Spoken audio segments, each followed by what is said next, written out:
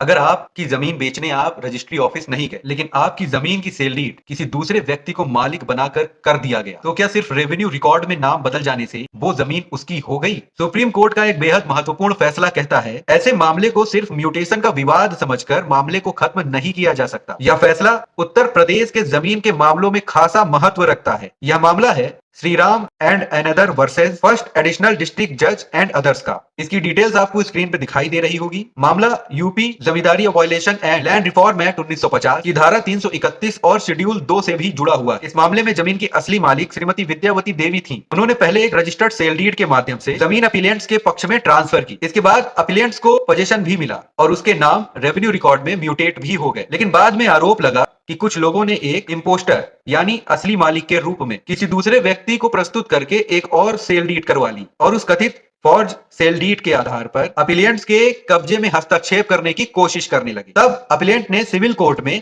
Cancellation of sale deed और injunction relief मांगी। अब सवाल यह था कि अगर जमीन का रिकॉर्डेड टेन्योर होल्डर पहले से पोजीशन में और उसकी प्राइमा फेसी टाइटल मौजूद है, लेकिन फ्रॉड या इनपर्सोनेशन से उसके खिलाफ सेल डीड बन गई है, तो क्या उसे सिविल कोर्ट से बाहर निकालकर रेवेन्यू कोर्ट जाने को कहा जाएगा? सुप्रीम कोर्ट ने इसका जवाब स्पष्ट किया। कोर्ट ने कहा कि ऐसी स्थिति में रिकॉर्डेड टेन्योर होल्डर को केवल इस आधार पर रेवेन्यू कोर्ट जाने के लिए मजबूर नहीं किया जा सकता कि मामला यूपी लैंड रेवेन्यू ज्यूरिसडिक्शन से जुड़ा है। इसमें सुप्रीम कोर्ट का एक महत्वपूर्ण ऑब्जर्वेशन था, where a recorded tenure holder having a prima facie title and in possession filed suit in the civil court for cancellation of sale deed having been obtained on the ground of fraud और impersonation. ऐसी स्थिति में उसे title declaration के लिए revenue court जाने के लिए निर्देशित नहीं किया जा सकता, क्योंकि उसका prima facie title is not under cloud. और कोर्ट ने आगे बहुत महत्वपूर्ण रूप से कहा, सूट और action for cancellation of void document will generally lie in the civil court. यानी अगर फ्रॉड या इम्पर्सोनेशन के माध्यम से एक वॉइड डॉक्यूमेंट तैयार किया गया है और recorded tenure holder prima facie title तथा पोजीशन में है, तो उसे वॉइड डॉक्यूमेंट की कैंसिलेशन के लिए सिविल कोर्ट का ज्यूरिसडिक्शन महत्वपूर्ण हो सकता है। लेकिन ध्यान रखिए,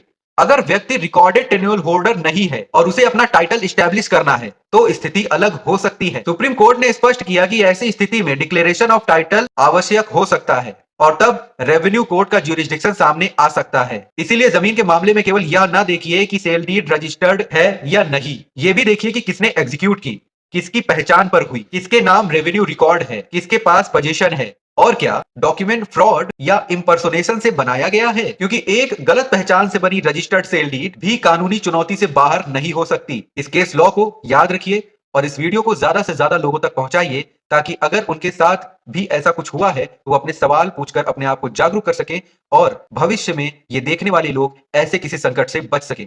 धन्यवाद।